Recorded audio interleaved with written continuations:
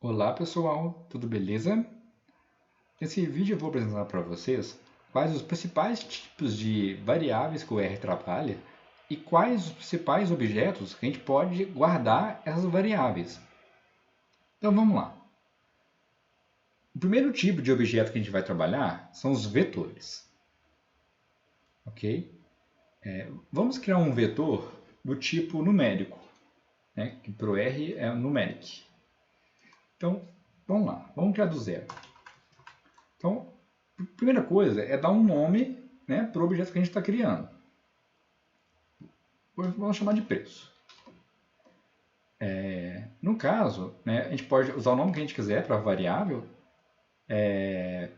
desde que não tenha espaço, e não é recomendado usar caractere especial, como por exemplo o acento, o cedilha, acentos.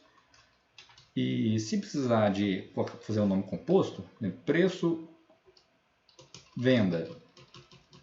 Então a gente pode pôr um underline aqui, ao invés do espaço, ou um ponto, certo? E o R ele é case sensitive. O que é isso? Né? Ele é sensível a letras minúsculas e maiúsculas. Por exemplo, se a gente cria um objeto preço com P minúsculo, depois um outro objeto preço com P maiúsculo, para ele são dois objetos distintos. Ele vê a diferença. Então é sempre bom a gente ficar atento a essa questão. Então, beleza. Vamos atribuir valores ao nosso vetor. Então, o sinal de atribuição, a gente usa essa setinha. Né? Pode utilizar o igual também, sem problemas. Só que, como o R ele herdou alguns comandos do S+, que é um outro software, e o S+, era esse comando aqui de atribuição, a gente acaba usando ele também. Mas quem preferir pode utilizar o igual aqui. Ok? Então, como que a gente vai concatenar os valores? A gente entra com o comando C, né, C de concatenar, e abre parênteses. Beleza? O C já é uma função. Então, qual que é o valor que vai assumir a primeira posição do meu vetor? Então, vai ser R$16,92. No caso, né, o R ele utiliza o ponto como separador de decimal. Então, não é 16,92. Então, para ele entender, é 16,92. O segundo objeto, a gente separa por vírgula. A segunda posição do meu vetor vai assumir o valor de R$24,03. Vírgula. A terceira posição vai assumir o valor de R$7,61. A próxima posição vai assumir o valor de R$15,49. E a quinta e última posição de R$11,77. Ok, deixa eu excluir isso aqui de baixo. Selecionar aqui, dar um delete. Como que a gente faz, né, para esses valores virem aqui para esse objeto? Então, tem algumas formas, alguns atalhos. Então, uma das formas é selecionar aqui a linha toda e clique aqui em Run. Ele já apareceu aqui, o nome do objeto e o tipo de valor que ele guarda, né? De numeric, ou seja, é um vetor que guarda números. Outras formas também de guardar, eu posso simplesmente clicar aqui na linha, não precisa selecionar ela toda, só clicar aqui, clicar em Run. Posso clicar e utilizar uma tecla de atalho, que nas versões mais antigas é o Ctrl R, ele vai gravar também. Nas versões mais novas é o Ctrl Enter, ele vai gravar também. Então fica a critério de vocês, qual é a melhor forma. Aqui no vídeo, para ficar mais visual, eu sempre vou selecionar e clicar aqui. Ok, criamos nosso primeiro vetor. Agora eu quero informar o preço de custo de cada produto. Então eu vou criar um outro vetor, também do tipo numeric, que eu dei o nome para ele de custo. Ok? E detalhe que a gente não precisa de informar que o vetor vai receber números, né? Ele já pega automaticamente que aqueles valores que ele está recebendo são números e já compreende. Então, aqui eu entrei com o comando C, mesma coisa que a gente fez no de cima. A primeira posição do vetor é esse valor aqui, R$ 8,37, né, que corresponde ao preço de custo do primeiro produto. A segunda posição corresponde ao preço de custo do preço da segunda posição. A terceira posição, R$ 26,02, é o preço de custo desse produto. Foi vendido a R$ 7,70. Então, eu criei aqui 5 posições. Observando aqui que a gente está trabalhando com vetores de tamanhos iguais, porque, né, a gente quer informar o custo de cada produto. Ok? Então, vamos guardar esses valores no objeto custo. Selecionar, clicar aqui. Ok, né? Foi criado. Se a gente quiser ver o que está guardado dentro do vetor, a gente pode selecionar só ele aqui e clicar aqui em Run. Olha, ele aparece aqui embaixo para a gente. Eu posso simplesmente escrever ele aqui embaixo. Ele até dá o autocomplete para mim. Eu posso executar. A gente vê ele aqui embaixo também. Ok. Agora que nós temos o preço e o custo de cada produto, eu quero informar qual produto que ele pertence.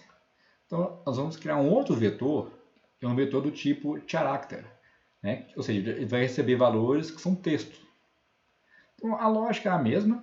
Eu vou criar um objeto, né, que vai ser um vetor. Eu dei o nome para ele de produto. Eu vou atribuir, entro com a função C. Qual que é o nome do primeiro produto? Eu quis chamar de produto A. Para o R entender que é um texto, a gente coloca entre aspas. Aqui ele até coloca de verdinho. Né? Se eu remover as aspas aqui, ele até muda a cor, vai ficar preto. A gente pode usar, quem for acostumado com aspas duplas, pode usar também, não tem problema. Eu estou acostumado a usar aspas simples. Então, a primeira posição do meu vetor, vou chamar ela de A. Né? Então, no primeiro dia, foi vendido a esse preço, teve esse preço de custo aqui. A segunda posição, eu vou chamar ela de A. Então, em outro dia, o produto A foi vendido a esse preço, e esse custo. Aí no terceiro dia, né, ou seja, a terceira posição do meu vetor, eu vou chamar aqui de B. O produto B foi vendido a esse preço e a esse custo. Né? No quarto dia, o produto C, que eu chamei aqui de C, foi vendido a esse preço e esse custo aqui.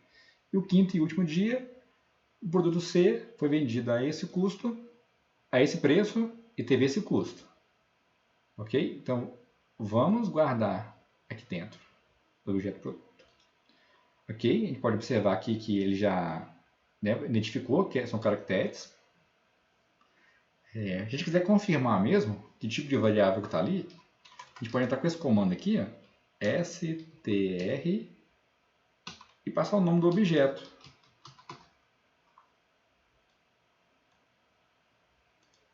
Ó, ele vai falar aqui embaixo. Objeto tipo character, um vetor que vai de 1 até 5, né, tem o tamanho de 1 até 5, e aqui os valores que estão no vetor. Certo? Agora, o próximo vetor que a gente vai criar é um vetor que são variáveis, vai conter variáveis do tipo factor. Né? O que é o factor?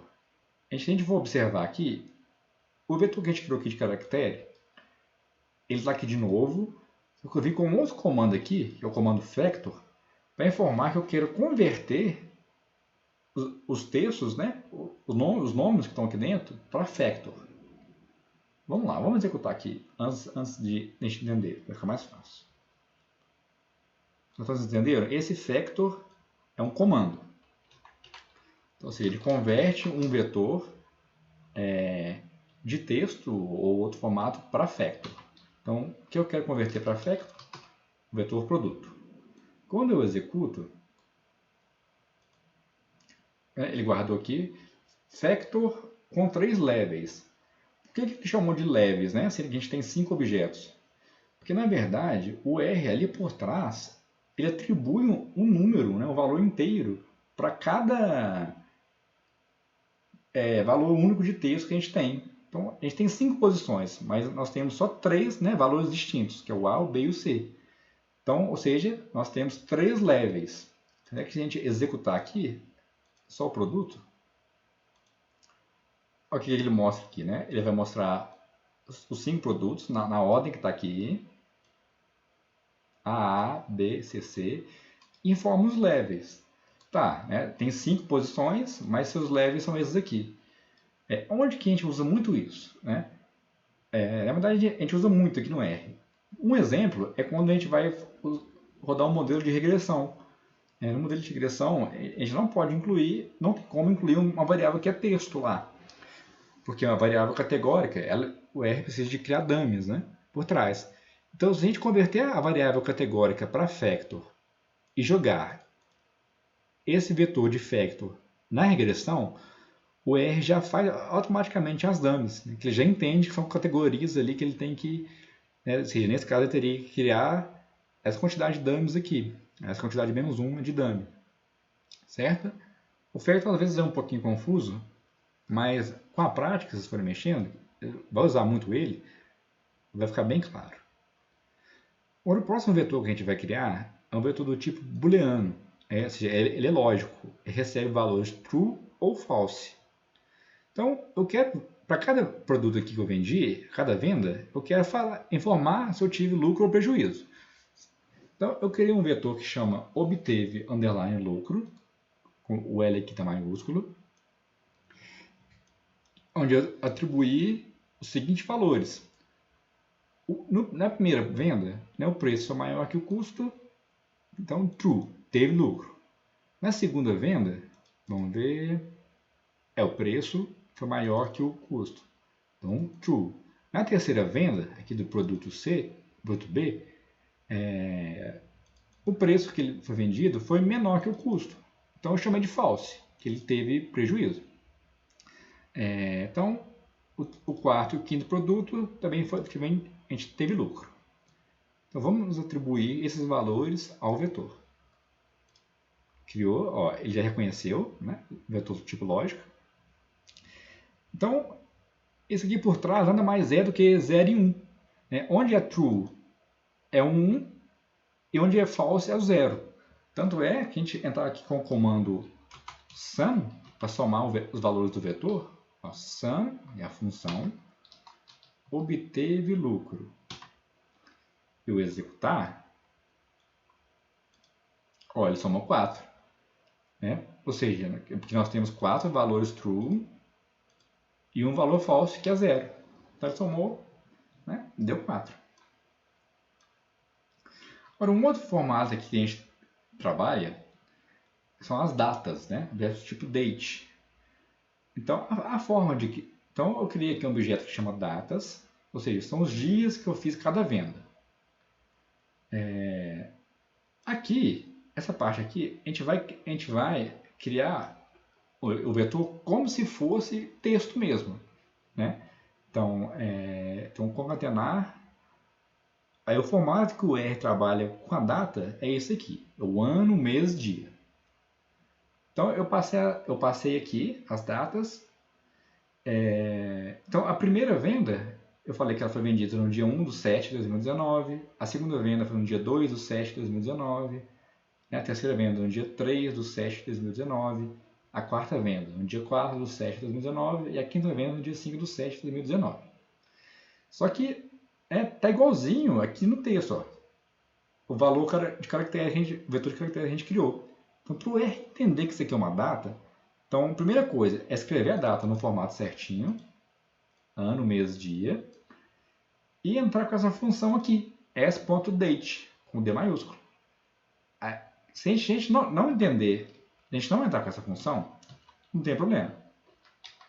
Ele vai rodar, não vai dar erro, mas ele vai entender que são caracteres, são textos, não são datas. Então, quando a gente coloca aqui o s.date,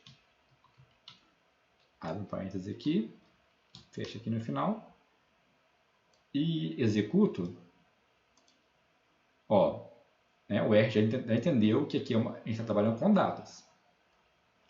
Então, ok. Eu posso, por exemplo, comparar dois vetores. Por exemplo, aqui, eu quero comparar, eu quero ver onde no meu preço, quais posições, quais vendas eu tive lucro e quais vendas eu tive prejuízo.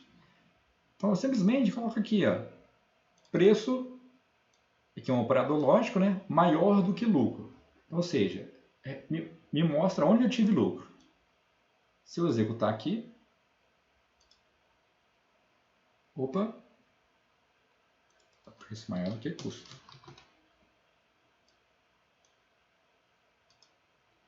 Ele vai retornar, ó, true, true, false, aqui eu tive prejuízo, aqui eu tive lucro, aqui eu tive lucro. Se eu quisesse ver o contrário, eu quero ver onde eu tive prejuízo. Então, me mostre onde o preço for menor, né, do que o custo.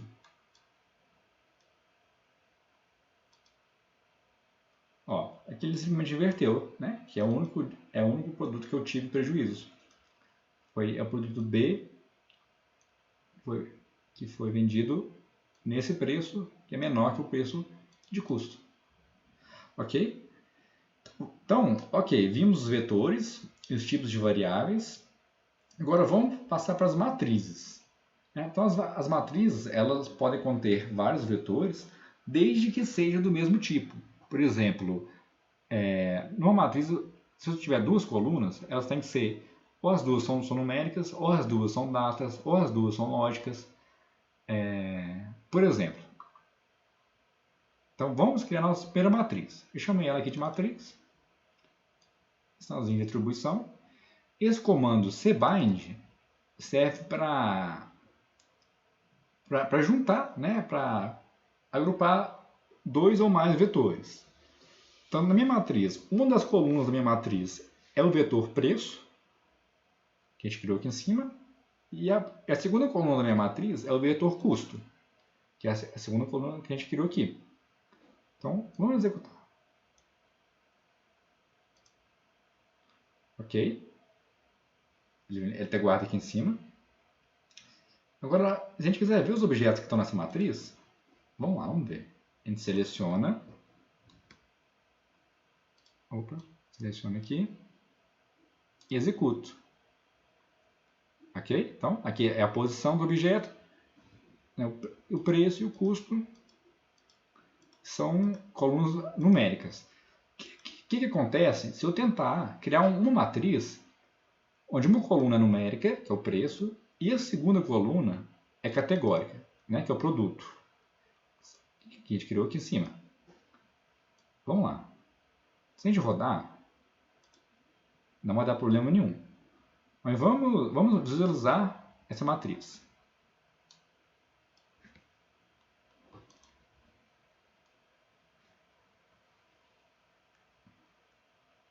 Ok? Ele se perde.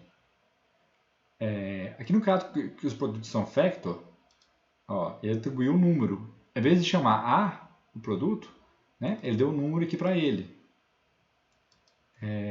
Da mesma forma que a gente vamos recriar o vetor produto sem converter para factor. Ou seja, agora aqui na minha matriz, eu estou concatenando duas colunas, onde uma é numérica e a outra é caractere, é texto. E eu executo. Olha o que ele fez. Ele converteu tudo para texto. Então, o que o R fez? Aqui ele tentou colocar tudo como número, que era um factor e um numérico. Aqui, como era um texto numérico, então, para ele conseguir criar a matriz sem dar erro, ele teve que converter tudo para texto. A gente pode ver que é um texto e agora os números estão entre aspas. Ó. Um R entre aspas é sinal que é um texto. Aqui em cima não tinha aspas. Então, para a gente poder trabalhar com uma matriz com vários tipos de variáveis, a gente vai entrar num outro tipo de objeto, que é o data frame. Né? Então, o data frame é o objeto mais usado no R. Então, vamos criar nosso primeiro data frame. Então, eu dei o nome para ele aqui de data underline frame. eu entro com o comando mesmo. Aqui já é um comando. Data.frame. Abro parêntese. Então, qual que é o nome da primeira coluna que vai ter meu data frame? Eu pus o nome aqui de coluna 1. Okay? Então, coluna 1 é igual ao vetor preço, né? Que é o nosso vetor preço. A gente já criou aqui em cima. A coluna 2 vai receber o produto, né? Que são textos. Então, a gente quer criar uma matriz, né? Onde o preço continue com o número e o produto continue como texto, mas tem que estar na mesma matriz. Nesse caso, por isso que a gente vai usar o data frame. Né? Então, se a gente executar aqui, e executar o data frame, é ok. Então a gente já consegue trabalhar com os dois objetos, lado a lado. Eu poderia pôr um outro nome se eu quisesse. Eu quis chamar de coluna 1 e de coluna 2. Então, e aqui a gente pode criar um segundo data frame. Esse já é maior. Eu queria pôr todas as variáveis aqui, que é a nossa tabela de vendas. Então, a primeira coluna do data frame eu chamei de preço praticado, que ela vai receber nosso vetor preço. Deixa eu dar um enter aqui para ficar mais fácil visualizar. A gente pode sempre quebrar, viu, pessoal, no R, onde tem vírgula. Então a gente abriu parêntese, deu a vírgula, então a gente pode quebrar para ficar mais visual. Ok, aqui é a primeira coluna. Depois eu vou criar uma outra coluna que eu quis chamar de preço de custo. Poderia chamar qualquer outro valor, preço underline de custo, o valor que vocês quisessem. Né? Eu criei dessa forma. Ou seja, essa coluna que eu criei aqui agora, de meu data frame, vai receber o vetor custo, né? Que são os preços de custo que a gente criou aqui em cima. A próxima coluna vai chamar produto underline vendido, com V maiúsculo, que é o nome do produto. A gente criou lá em cima. A próxima coluna vai chamar receita underline positiva, né, com R maiúsculo e P maiúsculo, que vai receber o vetor lógico, né, que se obteve lucro. E o período, que são as datas. Né, vetor de datas que a gente criou aqui, que são as datas das nossas vendas. Então, a gente pode selecionar tudo aqui, executa. Vamos visualizar nosso data frame. Beleza, já temos nossa tabela de vendas completa. A gente tem aqui o preço que foi vendido, o preço que ele custou, qual produto foi vendido, né, se teve lucro ou prejuízo e o dia, né, da venda. Uma das formas de a gente acessar uma coluna do data frame é entrar com o cifrão. Quando eu aperto o cifrão, ele já me lista as colunas que eu quero utilizar. Esse recurso, né, de lista, de autocomplete, vale para o RStudio. Quem tem só o R, ele não vai tentar completar assim, não vai sugerir. Vai ter que digitar mesmo. Vai ter que entrar com cifrão, preço e digitar. Aí no RStudio ele dá essas facilidades para a gente. Então vamos supor que eu quero ver somente a coluna de datas, né, período. Executo, ele vai exibir só ela. Ah não, eu quero ver só os preços. Então entro com cifrão, preço praticado. Executo. Ok, a gente pode ver só ele. Então é muito fácil acessar as colunas dentro de um data frame. E tem um outro objeto, um próximo objeto, que é a lista, que normalmente a gente não cria muito, mas o R retorna muita coisa para a gente em listas. A lista é um objeto que serve para guardar objetos. Uma lista pode ter vetores, pode ter matrizes, pode ter inclusive outras listas. Por exemplo, eu vou criar aqui uma lista, chama lista mesmo. Então, eu entro com o comando aqui list, né, que já é um comando. List, abro parêntese. Então, é a mesma lógica do data frame aqui agora. Qual que é o primeiro objeto que minha lista vai ter? Então, eu chamei ele aqui de objeto 1. Então, o objeto 1 vai receber o vetor preço. Eu quero pôr um outro objeto na minha lista. Então, objeto 2. Né? Pode pôr o nome que a gente quiser. Eu vou chamar de objeto 2. Então, o segundo objeto, que chama objeto 2, eu quero passar a tabela de vendas toda para ele. Então, o objeto 2 recebe o DataFrame 2, que é esse DataFrame que a gente criou aqui, que é a nossa tabela de vendas. Então, se a gente executar aqui, aqui no caso eu quebrei, fica mais fácil. Né? A gente pode deixar tudo na mesma linha também, que acha mais fácil. Eu executar, então ok.